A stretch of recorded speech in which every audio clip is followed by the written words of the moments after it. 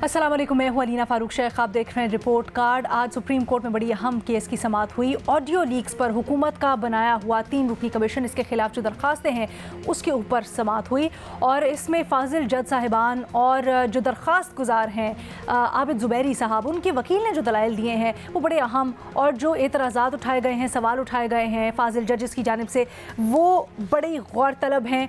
हम इसके ऊपर आज पहले हाफ में डिस्कस करेंगे। तो जनाब, समाअत के दौरान जज साहिबान ने सवाल कुछ यूँ उठाए कि क्या हुकूमत ने अपने वसाइल से मालूम किया कि ऑडियोज़ कहाँ और कैसे रिकॉर्ड हो रही हैं। ऑडियोज़ की तस्दीक से पहले ही हुकूमत ने पब्लिक करके अपना फ़ैसला सुना दिया। तहकीकात के बगैर क्या वज़रा को प्रेशर करना चाहिए था, प्रेस कॉन्फ्रेंस करनी चाहिए थी, ये भी सवाल उठाया गया जस्टिस मुनीब अख्तर की जानिब से। और फिर ये कहा गया कि बग़ैर तहकीक बयान देने पर तो उस वज़ीर को हटा दिया जाता या वो मुस्ताफ़ी हो जाते। बड़े सख्त रिमार्क्स ही आए हैं।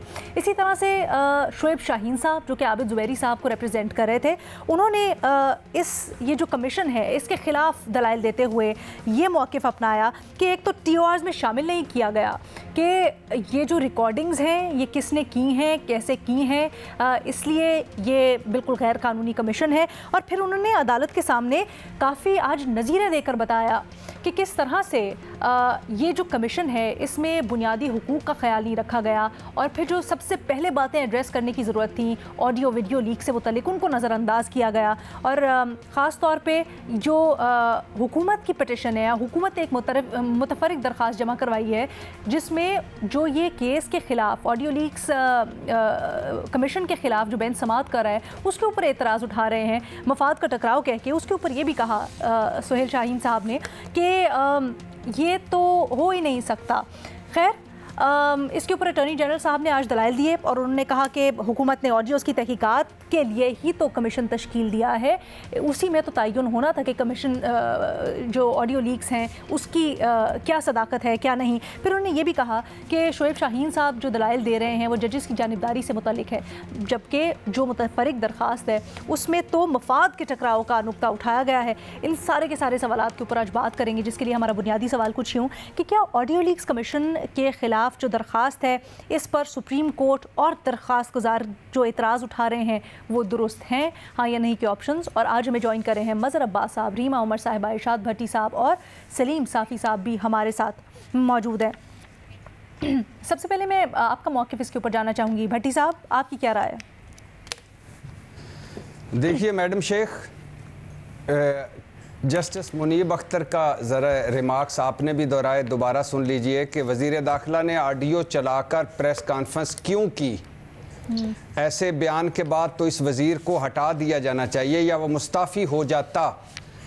चीफ जस्टिस साहब के रिमार्क्स भी हैं कि पहले इन ऑडियोज़ को लाया गया, जजेस की तस्दीक की गई, फिर कहा कि अब इन ऑडियोज़ के सच्चे होने की तहकीक भी करवा लेते हैं।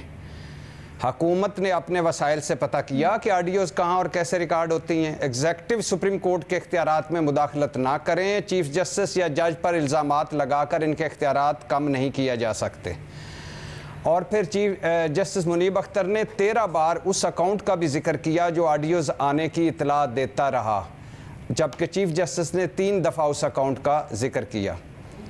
मैडम शेख, सिंपल सी बात है, सादा सी बात है, जैसे शहबाज हुकूमत को ये रेफरेंस दायर ही नहीं करना चाहिए था, क्योंकि इनका तो मौक़िफ़ आ चुका। जब इनकी ऑडियोज़ आई तो इन्होंने कहा कि छोड़ें ऑडियोज़ को, छोड़ें उसमें क्या बोला जा रहा है या क्या कहा जा रहा है, ये देखा जाए कि ये ऑडियोज़ रिकॉर्ड किसने की, लीक किसने की, वो मुजरम हैं, उनके ख़िलाफ़ कार्रवाई होनी चाहिए।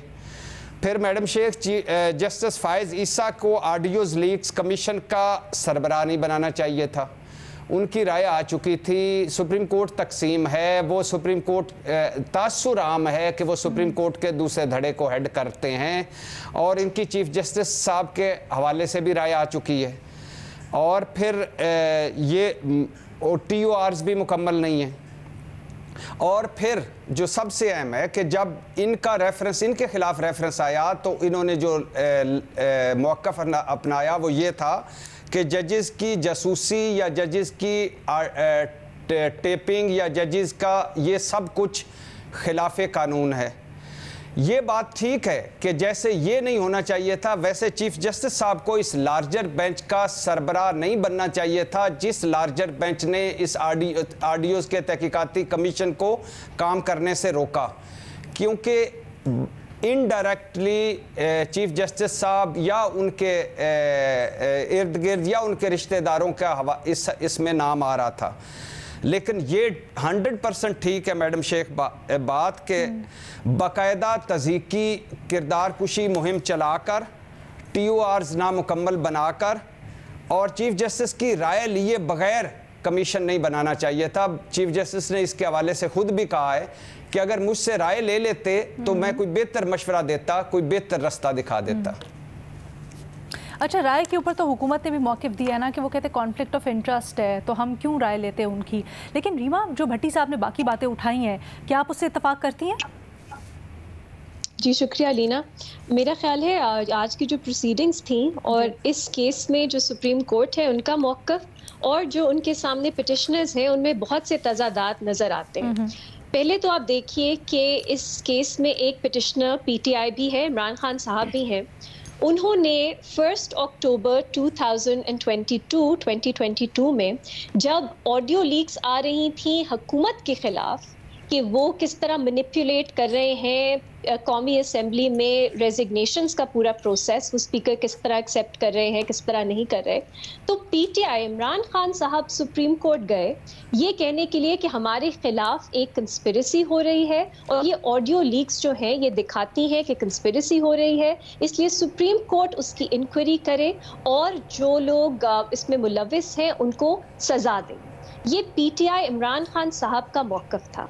अब आप देखिए उसके कुछ दिन बाद जब इमरान खान साहब को ये शक हुआ कि उनके खिलाफ भी ऑडियोज़ आएंगी, तो PTI इमरान खान साहब ही सुप्रीम कोर्ट गए। मेरा ख्याल है 20 अक्टूबर की डेट थी एक और पिटिशन में, जिसमें उन्होंने कहा इस तरह की कोई भी ऑडियोज़ जो है सुप्रीम कोर्ट उनके इस्तेमाल से रोक दे कि वो इस्तेमाल भी नहीं हो सकती, वो सर्कुलेट भी नहीं हो सकती। तो अपने ही मौक़िफ़ की उन्होंने एक तरह से कॉन्ट्रडिक्शन की। पहले कहा सुप्रीम कोर्ट इस पे इंक्वायर करे और मुल्ज़िमान को सजा दे, और फिर कहा इस पे तो इंक्वायरी ही नहीं हो सकती क्योंकि शुरू से ही ये गैर कानूनी है ऑडियोज़, और जो ये रिकॉर्ड करता है उन पर पहुंचा जाए कि कौन करता है और उन्हें सजा दी जाए।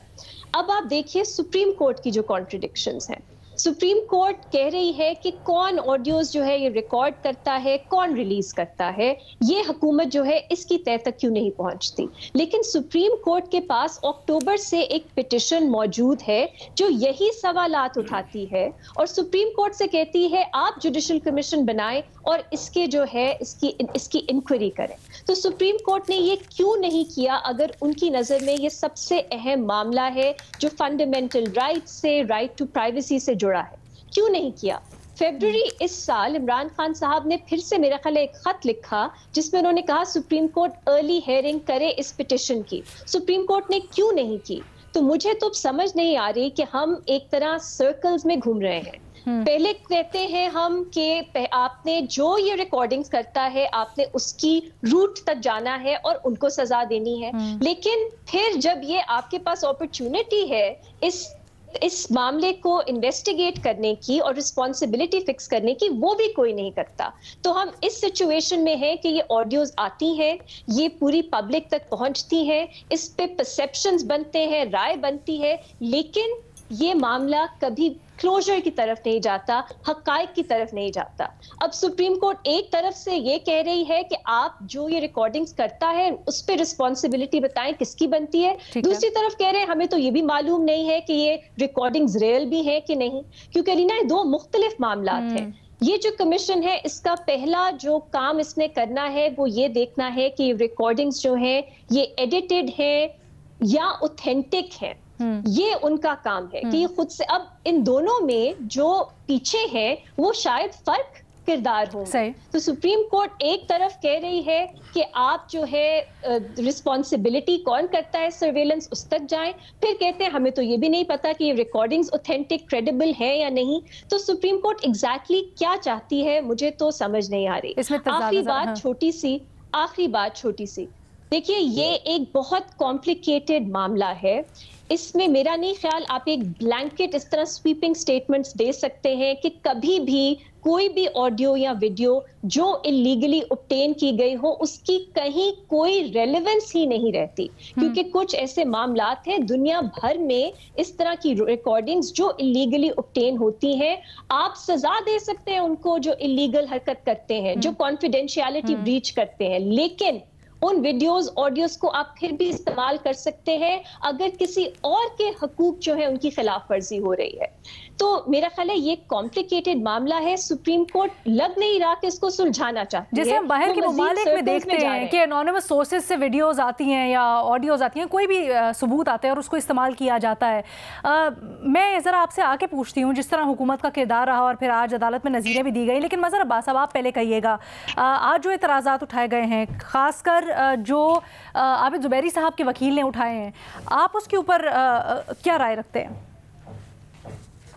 शुक्रिया अलीना। देखिए, सबसे पहले तो मैं आज कल रात जो जियो के एक सीनियर एग्जीक्यूटिव प्रोड्यूसर को उठाया गया, ज़ुबैर अंजुम को, और ये मैं इससे लिंक करूंगा जो अभी आप बहस कर रही हैं। मतलब कोई भी किसी वक्त भी उठाकर किसी को भी ले जाए, कोई नहीं पूछ सकता कि किसने उठाया है। अगर कभी कभी वो पहुंच जाता है घर, कभी उसकी लाश पहुंच जाती है। ये जो सुप्रीम कोर्ट, मुझे बताएं सुप्रीम कोर्ट ने अरशद शरीफ के केस में अब तक क्या रोल प्ले किया है? सुप्रीम कोर्ट ने इमरान रियाज खान के केस में क्या रोल प्ले किया है? यानी हमें मुसलसल लोग उठाए जाते हैं, जर्नलिस्ट गायब होते हैं, उनमें ये हिम्मत नहीं होती उसके बाद कि ये बताएं कि हमें कौन उठा के ले जाता है। ये किसकी जिम्मेदारी है? किधर है रियासत? किधर है हुकूमत? किधर है अदालतें? पूछते रहते हैं, लोगों से पूछते रहते हैं, आपका फैसला आता है कि नहीं एग्जीक्यूटिव मेरे उसमें मुदाखलत ना करे। क्या किया था जब प्राइम मिनिस्टर ने आपको लेटर लिखा था कि जो इमरान खान पे अटैक हुआ था उस पर जुडिशियल कमीशन बनाए? क्यों नहीं बनाया आपने? कोई जवाब तक नहीं दिया आपने प्राइम मिनिस्टर को कि आपने कमीशन क्यों नहीं बनाया। क्या ये इंक्वायरी कमीशन बनाना एग्जीक्यूटिव की रिस्पॉन्सिबिलिटी नहीं होती? क्या एग्जीक्यूटिव के कानून के तहत ये नहीं बनता? इंक्वायरी कमीशन कौन बनाता है और कहां लिखा हुआ है कि चीफ जस्टिस से मशवरा जरूरी है? ठीक है, मशवरा करें तो बहुत अच्छी बात है, होना चाहिए मशवरा, लेकिन अब तक जो ऑडियोज होती रहे, आप बहुत से केसेस में आप सुओ मोटो ले लेते हैं, बहुत से केसेस में आप जेआईटी बना देते हैं, बहुत से केसेस में आप जो है वो इस तरह के एक्शन ले लेते हैं। तो जावेद इकबाल से लेके आज तक आपने किस पर एक्शन लिया है?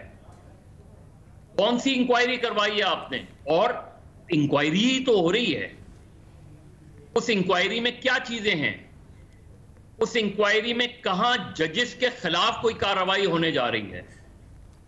वो यही तो फाइंड आउट करने जा रहे हैं कि जी ये ऑडियो कौन लीक कर रहा है, किसने लीक की है। आप उसका दायरा बढ़ा सकते हैं, ये कह सकते हैं कि इसका दायरा, बिल्कुल मैंने शुरू में ये बात की थी कि पहली चीज ये पता होनी चाहिए कि कौन इंक्वायरी कर रहा है, ये रिकॉर्ड कौन कर रहा है, क्यों कर रहा है, क्यों बहुत जरूरी है। अलीना, ये क्यों रिकॉर्ड कर रहा है, दिस इज द की। ये मोटिव क्या है? क्या कोई नेशनल सिक्योरिटी ब्रीच हो रही है जिसकी वजह से उसके टेलीफोन कॉन्वर्सेशन रिकॉर्ड करना जरूरी है? दो इंडिविजुअल, दो शहरी गुफ्तगू कर रहे हैं, तो उनकी गुफ्तगू क्यों रिकॉर्ड हो रही है? सही। यानी सिर्फ इस बुनियाद पे सुप्रीम कोर्ट की इंक्वायरी क्लोज कर दे और उसके बाद इसकी कोई इंक्वायरी ना हो, इसमें लोग लटक जाते हैं। सुप्रीम कोर्ट किसी को इक्विट करती है, पता चलता है उसको फांसी हो चुकी है। ये तो हमारी अदालतों का हाल है। बट सर, अभी जिस तरह से कमीशन हुकूमत ने बनाई, लेकिन उसके ऊपर भी एतराज़ उठाया जा रहा है कि हुकूमत ने 19 मई को जाकर ये कमीशन बनाई है। उससे पहले हुकूमत कहती रही, इसको इस्तेमाल किया गया प्रेस कॉन्फ्रेंसेस के अंदर, लेकिन इसकी सदाकत जानने के लिए उन्होंने कुछ नहीं किया। दूसरी जानिब सुप्रीम कोर्ट ये सवाल तो उठा रही है, लेकिन जब हुकूमत ने एक इंक्वायरी के लिए कमीशन बना दिया है, उसके ऊपर फिर सवालिया निशान हो रहे हैं कि काम करे या नहीं। Who's at fault? बिल्कुल देखिए, सुप्रीम कोर्ट का एक एतराज बिल्कुल दुरुस्त है और वो है कि वुज़रा, हमारे यहाँ जो मिनिस्टर्स हैं, जी। अभी एक चीज शुरू नहीं हुई है और मिनिस्टर्स जो हैं वो आके शुरू हो जाते हैं और बिल्कुल डायरेक्ट अटैक चीफ जस्टिस पे, उसके ऊपर वो बात उनकी ठीक है कि अभी इंक्वायरी, लेकिन इंक्वायरी में क्या हर्ज है? सिर्फ इसलिए कि काजी फायद ईसा उसको हेड कर रहे हैं, उसके अलावा और किस चीज ने इरिटेट किया है सुप्रीम कोर्ट को? क्यों आपका कॉन्फ्लिक्ट ऑफ इंटरेस्ट नहीं बन रहा? क्या ये कॉन्फ्लिक्ट ऑफ इंटरेस्ट नहीं है? क्या आपको उस बेंच में नहीं कहना चाहिए था कि नॉट बिफोर मी? ठीक है, ये जो चीजें हैं ये सुप्रीम कोर्ट उस चीज को भी देखे। ओके, महज किसी चीज को आप इसमें कह देते कि भाई आप वापस भेज दें, आप कहें कि इस तरीके से वो बनाना चाहिए, आप अपनी वो तजवीज भेज दें। हुकूमत भी अगर कंसल्ट करती थी कोई हर्ज नहीं था, लेकिन चीफ जस्टिस खुद इस चीज को देखें कि जिस तरह एक मरतबा रीमा ने कहा था कि बिल्कुल सीनियर मोस्ट जज को अगर आप अपने बेंच में अपने साथ नहीं बैठा रहे तो ये बड़े संजीदा सवालात हैं। ये हमारी जुडिशरी को डैमेज किया जा रहा है, तासुर बहुत बुरा जा रहा है। सलीम साफी साहब ये कहिएगा, ये जो अभी भट्टी साहब ने भी पॉइंट उठाया और दूसरे तरीके से उसको मज़े साहब भी कह रहे हैं कि ऑडियो लीक हुई और उसके बाद उसको हुकूमती वज़रा की जानिब से इस्तेमाल किया गया, प्रेस कॉन्फ्रेंसेस की गई, हमने देखा वो टीवी चैनल्स के ऊपर आई, तो क्या ये हुकूमत के लिए केस कमज़ोर कर देता है? क्या फिर जैसे अभी भट्टी साहब कह रहे थे अगर आपने सच मान के प्रेस कॉन्फ्रेंस कर दी तो कमीशन बनाने का क्या फ़ायदा?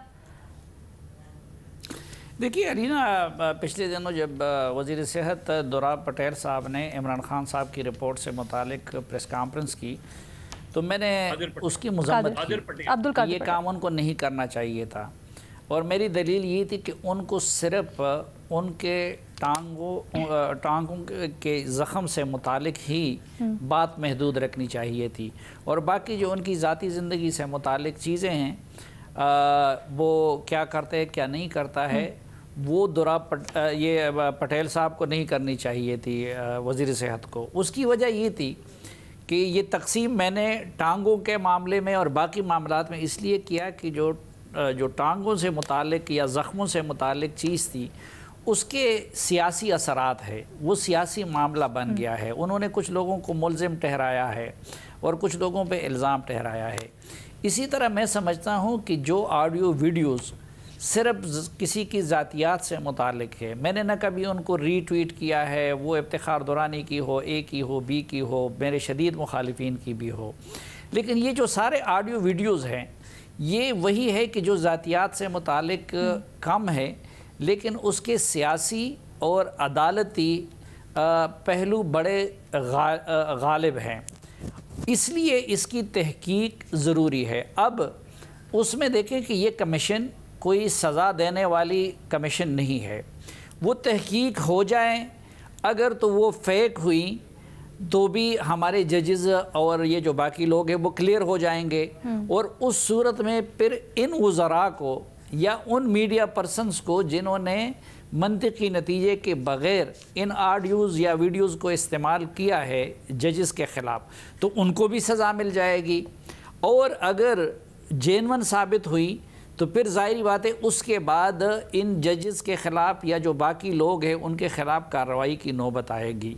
लेकिन एक मामला ये भी है कि जिसकी तरफ मज़र साहब ने इशारा किया कि आज आप तो ये गिला कर रहे हैं कि मुझसे मशवरा नहीं किया गया, तो इमरान खान साहब के दौर में दर्जनों इंक्वायरी कमीशंस बनाए गए जिसमें कभी भी जुडिशरी को कंसल्ट नहीं किया गया। अच्छा, जो बहुत बड़ा मसला था इमरान खान पे हमले का, उसके लिए प्राइम मिनिस्टर ने चीफ जस्टिस साहब को ख़त लिखा, आज तक वो कमीशन उन्होंने नहीं बनाया। इसी तरह लोगों की ज़ातियात से मुतालिक वीडियोज़ आई, उनका अदलिया ने कोई नोटिस नहीं लिया। और पिछले सालों में ये जो 3-4 हमारे चीफ जस्टिस साहिबान गुजरे हैं, साकिब निसार साहब, जस्टिस गुलजार साहब और फिर मौजूदा चीफ जस्टिस साहब, आपके जजेस की इस तरह की चीज़ें आई और उसके बारे में ये कहा गया कि भाई उनको ब्लैकमेल किया जाता रहा। फिर आपने देखा कि तैयबा गुल साहबा का जो वीडियो आई और टीवी पे चलाई गई और उसके बारे में उनका ये क्लेम है कि ये इमरान खान साहब ने किया, और वो आपके एक साबिक कुलीग जज और एहतसाब ब्यूरो के चेयरमैन से मुतालिक थी।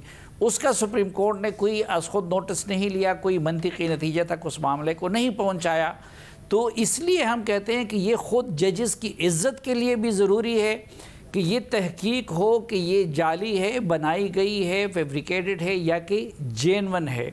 और दूसरा, इसलिए फ़ाइज़ इसके लिए बेहतर है फ़ाइज़ के आप बाकी चीज़ों से इख्तलाफ कर सकते हैं, लेकिन उनका उन चंद जजेस में शुमार होता है जो पाकिस्तान के ताकतवर हलकों के ख़िलाफ़ माजी में भी फ़ैसला दे चुके हैं और अब भी वो दे सकते हैं। ठीक है जी, एक छोटी सी ब्रेक लेते हैं, मज़ीद इसको डिस्कस करेंगे एक ब्रेक के बाद। ब्रेक के बाद खुशामदीद। हम बात कर रहे हैं आज जो ऑडियो लीक से मुतालिक सुप्रीम कोर्ट में समाअत हुई है उसकी। रीमा, इससे पहले कि हम आगे बढ़ें और आपसे मैं जानना चाहूँगी, एक तो अदालत में शोएब शाहीन साहब की तरफ से मुख्तलिफ नज़ायर पेश की गई अपने मौक़िफ़ के हक़ में। उन्होंने जो बाबर सत्तार साहब का भी कुछ दिनों पहले ऑर्डर आया है जिसमें जो एक कमेटी बनाई गई, इस्तेहकाक कमेटी, साबिक़ चीफ जस्टिस साकिब निसार के बेटे को बुलाने के लिए, उसके ऊपर ऑर्डर दिया, उसकी मिसाल दी गई। फिर 5 अप्रैल को सुप्रीम कोर्ट ने इस्लामाबाद हाई कोर्ट के एक फ़ैसले को जो चैलेंज करने का था उसको उन्होंने कल अदम करा दिया, उसको ग्राउंड्स बनाए गए। इसी तरह से 2-3 मुकदमे। और आप इन ग्राउंड्स को किस तरह से देखती हैं? क्या ये रेलेवेंट है इस केस के अंदर, और क्या इनके होते हुए इनमें इतना सब्सटेंस है कि सुप्रीम कोर्ट कहे कि कमीशन को काम से रोका जाए? अलीना, ये सुप्रीम कोर्ट के में हेयरिंग्स हो रही हैं, प्रोसीडिंग्स चल रही हैं।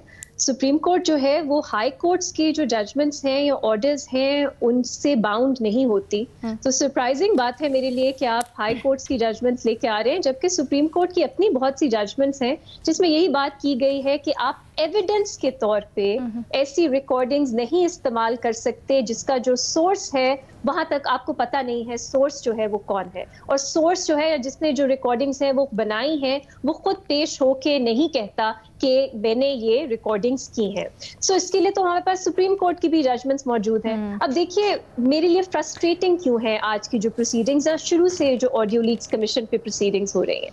अब लाहौर हाई कोर्ट की का जो ऑर्डर है जो उन्होंने कोर्ट में पेश किया वो स्टेट की अनलॉफुल सर्वेलेंस के बारे में है ही नहीं। वो आपको याद होगा एक स्कूल में वाकया पेश आया था जिसमें कुछ बच्चों ने एक और बच्ची के पर तशद्दुद किया और उसकी रिकॉर्डिंग्स जो है वो वायरल हो गई। ये लाहौर हाई कोर्ट का फैसला वो है, वो कहते हैं वो रिकॉर्डिंग क्योंकि अनलॉफुली की गई, उन्हें नहीं मालूम कि किसने रिकॉर्डिंग बुक की, उसके ऊपर क्या उसको टीवी पे या सोशल मीडिया पे दिखाना चाहिए था या नहीं, उस पे लाहौर हाई कोर्ट का ऑर्डर है। तो मुझे नहीं समझ आती कि उसको हम इससे कैसे कंपेयर कर सकते हैं, क्योंकि अनलॉफुल रिकॉर्डिंग्स तो बहुत से लोग कर सकते हैं। एक स्टेट की अनलॉफुल सर्वेलेंस होती है, वो ज्यादा एक सीरियस मामला है, लेकिन आम सिटीजन्स जो है वो भी एक दूसरे की अनलॉफुल वीडियोस बना सकते हैं उनकी कंसेंट के बगैर। क्या हम उसको भी उसी जो प्रेमिस है उस पे देखेंगे कि वो इस कोर्ट में इस्तेमाल ही नहीं हो सकती? अगेन मैंने आपको बताया दुनिया भर में इस पे मुख्तलिफ जूरिस्प्रूडेंस है, इतनी स्वीपिंग एक्सेप्शन नहीं है कि आप कभी भी इस्तेमाल नहीं कर सकते। अब उस केस में क्या आप वही प्रिंसिपल आता है जिसमें एक बच्ची पर तशद्दुद किया गया और उसकी वीडियो बनाई गई, क्या आप उसको इससे कंपेयर कर सकते हैं कि जजेस की अनलॉफुल सर्वेलेंस हो रही है? मुझे तो नहीं लगता। दूसरा जो जस्टिस बाबर सत्तार का इस्लामाबाद हाई कोर्ट का फैसला है उसका बुनियादी नुक्ता मुख्तलिफ है। उसका बुनियादी नुक्ता है कि क्या पार्लियामेंट की एक कमेटी एक प्राइवेट जो शहरी है उनको है। अब ये जो इंक्वायरी कमीशन बनाई गई है ये इसकी जो कानूनी फाउंडेशन है वो तो क्लियर है, आपका कमीशन ऑफ इंक्वायरी एक्ट है। रीमा, बाबर सत्तार वाली जजमेंट से मुतालिक अपना जरा जुमला दोहराइएगा, आपकी आवाज दरमियान में कट गई थी। सॉरी, कौन सा जुमला? बाबर सत्तार की जो आप जो जजमेंट है उसको दोहरा रही थी। बुनियादी नुक्ता जो वो ऑर्डर है उसका ये है कि क्या पार्लियामेंट की एक कमेटी एक प्राइवेट सिटीजन को बुला के उनकी इंक्वायरी कर सकती है कि नहीं, ये बुनियादी नुक्ता है। उसमें उन्होंने स्टेट सर्वेलेंस से जोड़ा है, लेकिन बुनियादी जुरिस्डिक्शन का मामला है कि क्या एग्जीक्यूटिव ये इंक्वायरी कर सकती है या पार्लियामेंट भी की कोई कमेटी भी इसकी इंक्वायरी कर सकती है। आप वो ऑर्डर पूरा पढ़े, बुनियादी नुक्ता उसका ये है। तो मेरे लिए इसलिए ये फ्रस्ट्रेटिंग है कि मुझे लग रहा है डाइग्रेशन कर रही है अदालत और डाइग्रेशन कर रहे हैं पिटिशनर्स। हम जो एक्चुअल मामला है उसकी तय तक पहुंचना ही नहीं चाहते। अब ये देखिए राना, लेकिन क्या हुकूमत पहुंचना चाहती है? लेकिन हाँ एग्जैक्टली, क्या हुकूमत पहुंचना चाहती है? क्योंकि राना सनाउल्लाह साहब की जो प्रेस कॉन्फ्रेंस है, आप उस पे कंटेम्प्ट ऑफ कोर्ट का मुकदमा चला दें, आप उस पे डेफेमेशन का मुकदमा चला दें अगर आप चाहते हैं। लेकिन इस केस से वो कैसे रिलेटेड है कि हुकूमत कैसे, उन्होंने अगर राना सनाउल्लाह साहब ने नहीं उनको चलानी चाहिए थी, उन्होंने किसी अदालत के हुक्मनामे हुकूमत के प्रेस कॉन्फ्रेंस करने का, राना साहब के प्रेस कॉन्फ्रेंस करने का मकसद ये कि उन्होंने उस ऑडियो को सही जाना और फिर प्रेस कॉन्फ्रेंस की, ये तासुर नहीं मिलता। ये राना सनाउल्लाह साहब का अपना ओपिनियन हो सकता है, लेकिन ये क्या ये काबीना का या हुकूमत का मौकफ है? ठीक है, या अगर है भी, उन्होंने ये इंक्वायरी कमीशन बना के, अगर उनका परसेप्शन है या वो ये समझते हैं कि ये ऑडियोज रियल है, हमारे लिए ये फैक्ट तो नहीं बनता। फैक्ट तो एक प्रॉपर्ली इंडिपेंडेंटली इन्वेस्टिगेट होके एस्टैब्लिश होता है ना। तो आप मुझे बताएं कि जजेस से बेहतर कौन ये इंक्वायरी कर सकता है? भट्टी साहब, जजेस आप चाहते हैं जजेस इंक्वायर ना करें, तो कौन इस पे इंक्वायरी करे? या हम ये मान लें कि इस मामले पे इंक्वायरी हो ही नहीं सकती बस। भट्टी साहब, अदलिया की आजादी, गैर जानिबदारी पे सवाल उठ रहे हैं, ये ऐसे ही उठते रहेंगे, हमने इसे किसी हतमी नतीजे पे नहीं लेके जाना।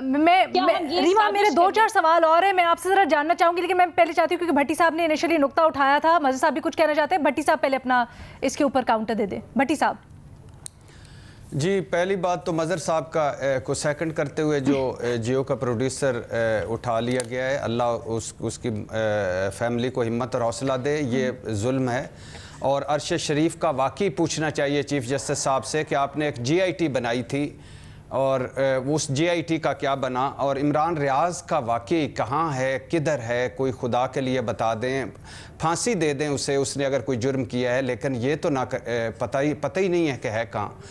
तीसरी बात मैडम शेख कि ये पिछली हेयरिंग पे, पिछली समात पे इसका एक इस रिमार्क्स में आया था कि जो वकील हैं उन्होंने एक कहा कि एक तरफ से चीफ जस्टिस साहब ने जो ही फैसला दिया कि 2 सूबों के इलेक्शन का 90 दिन में इंतखाबात करवाएं, हुकूमत एक साइड पर खड़ी हुई और उसके बाद फिर एक बाकायदा मुनज़्ज़म तज़ीकी मुहिम शुरू हुई।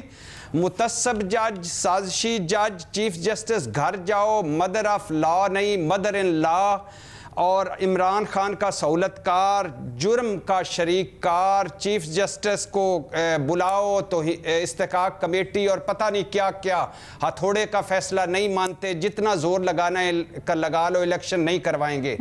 और फिर उसके बाद धड़ाधड़ ऑडियोज आ गई। ये कोई इस तरह की नहीं है कि कोई ये हुकूमत चाहती है कि अदलिया के अंदर जो खराबियां हैं वो दूर करे, नहीं, ऐसी बात नहीं है।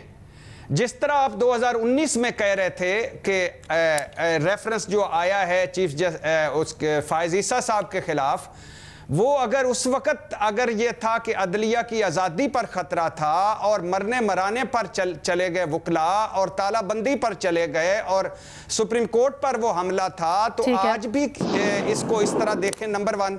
ठीक है। नंबर 2, किसने ये किसी को इजाज़त दी है कि ये कोई छोटी बात है क्या कि आप एक प्रेस कॉन्फ्रेंस, वजीर हैं, प्रेस कॉन्फ्रेंस करते हैं और फिर उस पे आप ही गवाह हैं, वो कह रही है सिर्फ वो इंडिविजुअल शख्स हैं, जज हैं। राना सनाउल्लाह साहब वो काबीना को रिप्रेजेंट नहीं करते हैं। क्या शहबाज शरीफ साहब ने उनसे दूरी इख्तियार की है कि मेरा कोई? मरियम नवाज साहबा भी वैसे तो इंडिविजुअल शख्स हैं जो जलसे में 2 तस्वीरें दिखा रही थी, और इसके अलावा बिलावल भी इंडिविजुअल शख्स हैं, नवाज शरीफ साहब भी इंडिविजुअल शख्स हैं, शहबाज शरीफ साहब खुद भी इंडिविजुअल शख्स हैं, पूरी हुकूमत मरियम औरंगजेब साहब भी तो तर्जमान है। कंप्लीट कीजिएगा। तो ये सारा पहले चलाकर और फिर उसके बाद लाकर आपने कहा कि ये अब करवाओ भाई, ठीक है करवा लें। सारा पहले मुकदमा इस्टेब्लिश करके खुद जज, ज्यूरी, एग्जीक्यूशनर बन के, तो उसके बाद कहते हैं इंक्वायरी करा लो। रीमा, अलीना, जज, जूरी, एग्जीक्यूशनर कैसे बन गए? हुकूमत ने तो इल्जाम लगाया है।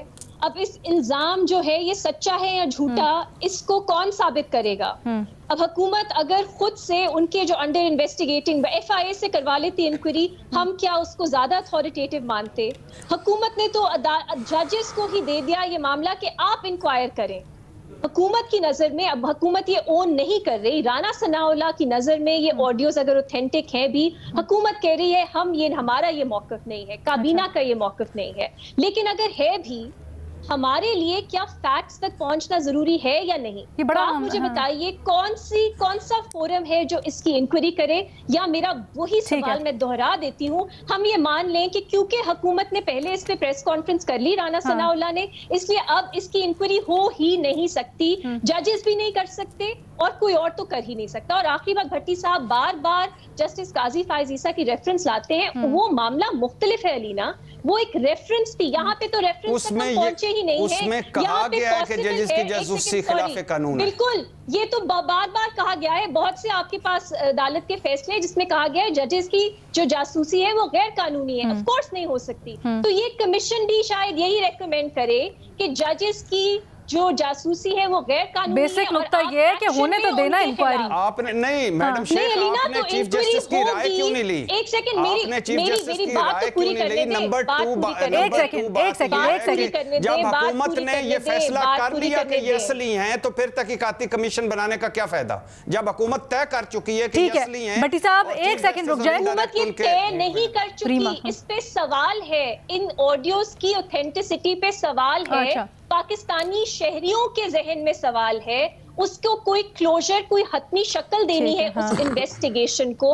तो इसीलिए तो जुडिशियल कमीशन, मैं चाहती हूँ हम अपने बाकी पैनलिस्ट का भी इसके ऊपर राय लें कि हम इसको, अलीना इस पे कोई इंक्वायरी, और फिर भी अगेन अलीना सॉरी मैं रिपीट करना चाह रही हूँ, ये कमीशन जो है ये सुप्रीम जुडिशियल काउंसिल नहीं है। हुकूमत ने रेफरेंस इस कमीशन के सामने नहीं भेजा। ये पॉसिबल है कि ये कमीशन रेकमेंड करे कि क्योंकि ये गैर कानूनी तरीके से ऑडियो, तो इसलिए इसके ऊपर कोई कार्रवाई हो, ये सिर्फ तहकीकात करेगी, ये सिर्फ तहकीकात करेगी। रीमा, लेकिन मुझे इतना बता दें, क्या वजीर दाखिला को हम हुकूमत से अलग कर सकते हैं? आप कह रही हैं उनका इंडिविजुअल कैपेसिटी में बयान हो सकता है, काबीना का नहीं है इसलिए उन्होंने इंक्वायरी, बट क्या उनको अलग कर सकते हैं? एक मिनट ना भट्टी साहब, जवाब ले लेने, फिर मुझे ब्रेक पे जाना है, बाकी सबको भट्टी साहब प्लीज मुझे बाकी सबको शामिल करने दे। रीमा नहीं, मैं वैसे आपको साथ ऐड कर रहा हूं कि साथ में कही है जी। रीमा, हुकूमत का जो मिनिस्टर है वो हुकूमत को या काबीना को रिप्रेजेंट नहीं कर रहा होता, लेकिन मेरी राय में अगर हुकूमत का ये मौक़िफ़ है भी, इसका मतलब ये नहीं है उस पर आगे इंक्वायरी नहीं हो सकती। अच्छा ठीक है जी, एक मुझे होना जो है आपका, अगर एक मौक़िफ़ है, हुकूमत तो चाहेगी वो इस्तेमाल करे, उनके हक में जारी है। ये बड़ा अहम पॉइंट है और इसको मैंने डिस्कस करना है। एक छोटी सी ब्रेक मामला है लीना, हमने हकायक तक पहुंचना है। एक छोटी सी ब्रेक की इजाजत दीजिए, उसके बाद इसको मजीद डिस्कस करते हैं। सलीम साफी साहब और मजहर अब्बास साहब इस डिबेट के ऊपर क्या राय रखते हैं, एक ब्रेक के बाद जानिए। क्या हुकूमत ने जब प्रेस कॉन्फ्रेंस कर दी, वज़ीर दाखिला ने जब प्रेस कॉन्फ्रेंस कर दी, तो उसके बाद काफ़ी अरसे बाद इंक्वायरी का कहना दुरुस्त है, या फिर ये समझा जाए कि हुकूमत ने अपना माइंड अप्लाई कर लिया है या जाहिर कर दिया है, तो इसलिए अब इंक्वायरी की हुकूमत पाकिस्तान की तरफ से क्या गुंजाइश इस नुक्ते में दम है, ये अपने तज्जियाकारों के सामने हम रख रहे हैं। मजहर अब्बास साहब, आप कुछ ऐड करना चाह रहे थे इसके ऊपर? देखिए, पहली चीज ये कि बिल्कुल भी हुकूमत के किसी वजीर को प्रेस कॉन्फ्रेंस नहीं करनी चाहिए थी। प्रेस कॉन्फ्रेंस करने का मकसद क्या होता है? मकसद ये कि आप इसे दुरुस्त समझ रहे हैं, तो बिल्कुल नहीं करनी चाहिए थी, बात ठीक है। लेकिन जब जजेस ये कहते हैं कि जजेस की जासूसी नहीं हो सकती, क्या मेरी हो सकती है जासूसी? क्या सियासतदानों की सारी जिंदगी जासूसी नहीं होती रही है? ये सर्वेलेंस किस चीज के लिए होती थी? और जहां तक रिकॉर्डिंग का ताल्लुक है, पहली हाई प्रोफाइल रिकॉर्डिंग किधर हुई थी? असगर खान केस में 1990 में। उस वक्त तो ये सोशल मीडिया का जमाना नहीं था। वो कैसेट शायद अब भी कहीं पड़ी हो, जो यूनुस हबीब साहब मुख्तलिफ पॉलिटिशियन से गुफ्तगू करके ये खास तौर पे रिकॉर्डिंग की जाती थी कि उनको कितने पैसे दिए गए हैं। ये कौन करवाता था? पता चला कि असगर खान केस में कौन इन्वॉल्व था, किसने 90 करोड़ रुपए डिस्ट्रीब्यूट किए थे। आज तक उस केस का फाइनल जजमेंट पता चला किसी को क्या हुआ? आपकी सर्वेलेंस नहीं हो सकती, बाकी पूरे पाकिस्तान की सर्वेलेंस हो सकती है। क्यों? आप बिल्कुल दुरुस्त नुक्ता उठा रहे हैं, लेकिन एक और भी इसका एंगल है सर। जरूरी तो नहीं है कि इसी तरह से सर्वेलेंस के जरिए ऑडियो रिकॉर्डिंग्स आई हों। आजकल तो इतनी टेक्नोलॉजी आगे बढ़ गई है, आप और मैं फोन पे बात कर रहे हो, मैं आपका फोन गुफ्तगू रिकॉर्ड कर सकती हूँ, हो सकता है इस तरह से। नहीं तो वो तो एस्टैब्लिश होगा ना। लेकिन तो उसके लिए इंक्वायरी करना जरूरी है ना, इसलिए तो इंक्वायरी जरूरी है, इसीलिए मैं तो उसके सपोर्ट एग्जैक्टली मजहर साहब आप भी मैं सिर्फ ये बात कह रहा हूं कि इमरान खान साहब ने जावेद इकबाल वाली केस में इंक्वायरी की थी ना, वो किधर है रिपोर्ट, इंक्वायरी रिपोर्ट किधर है? इसलिए कि उसमें पता चल गया था कि कहां से लीक हुई, ठीक है, कहां रिकॉर्डिंग है, प्राइम मिनिस्टर हाउस का पता चल गया था, उस चैनल का पता चल गया था। क्यों? इसलिए कि जावेद इकबाल साहब को ब्लैकमेल करना था, इसलिए उसको छुपा दिया गया। सही। तो आज जब सुप्रीम कोर्ट ये बात करती है तो क्या गवर्नमेंट को ये इख्तियार नहीं है इंक्वायरी कमीशन का? कहां लिखा हुआ है उसके अंदर के चीफ जस्टिस की कंसल्टेशन? तो खुद चीफ जस्टिस ने कहा कि नहीं है जरूरी, लेकिन रिवायत है। ठीक है, बट सलीम साहब अभी ये नुक्ता उठाया गया कि एक तो इतना इंतजार किया गया इंक्वायरी करने के लिए, दूसरा ये बात कि हुकूमत ने पहले जो प्रेस कॉन्फ्रेंसेस की उसको एक सियासी नैरेटिव के तौर पर पेश किया और उसके बाद इंक्वायरी के लिए कर दिया। 184(3) के तहत चीफ जस्टिस बना देते ना इंक्वायरी कमीशन, कह देते गवर्नमेंट को इंक्वायरी करें। ये अहम नुक्ता है कि चीफ जस्टिस जी साहब उनके पास ऑलरेडी पिटीशन है, वो सुन ही नहीं रहे लीना। मैंने शुरू में आपको बताया उनके पास पिटीशन है अक्टूबर 2022 से, वो सुन ही नहीं रहे। फरवरी में इमरान खान साहब ने कहा अर्ली हियरिंग के लिए करें, इसको एडमिट नहीं किया गया, तो सुप्रीम कोर्ट तो नहीं चाह रही, वो इसको बहाने के तौर पे इस्तेमाल कर रही है। बिल्कुल ठीक है सलीम साफी साहब। देखिए, एक तो ये है कि इसको खुद हुकूमत ने, सिर्फ हुकूमती वज़रा ने नहीं बल्कि बहुत सारे दीगर सियासतदानों ने भी और मीडिया पर्सन ने भी उसका जिक्र किया, और वो शायद ये ना करते अगर हमारा ट्रैक रिकॉर्ड ये होता कि इससे पहले जिस तरह के मज़हर साहब ने इशारा किया कि अगर सलीम शहजाद केस का सुप्रीम कोर्ट कुछ करती, अगर तैयबा गुल के वीडियो की इंक्वायरी सामने आती, उससे पहले जब प्राइम मिनिस्टर ने ख़ुद इमरान ख़ान पे हमला केस में चीफ जस्टिस साहब को ख़त लिखा कि आप कमीशन बना दें, और वो कमीशन नहीं बना रहे हैं। मसलन जब आपको पता हो कि इस तरह की चीज़ों के लिए इस वक्त ये लोग तैयार ही नहीं है उनकी तहकीकात के लिए, तो फिर ज़ाहिरी बात है कि सियासत में इस तरह की चीज़ें इस्तेमाल की जाती है। लेकिन अब इस चीज़ को इस्टेब्लिश करने के लिए भी, और यानी इन वज़रा की इन गलतियों के बाद ये मज़ीद ज़रूरी हो गया है कि इसकी इन्वेस्टिगेशन हो, ताकि अगर ये गलत साबित हो तो उन वज़रा को, वो मरियम नवाज़ हो, वो वज़ीर आज़म हो, वो कोई हो, उनको सज़ा मिलनी चाहिए कि तुमने अपने मुअज़्ज़ज़ जजेस को क्यों बदनाम किया।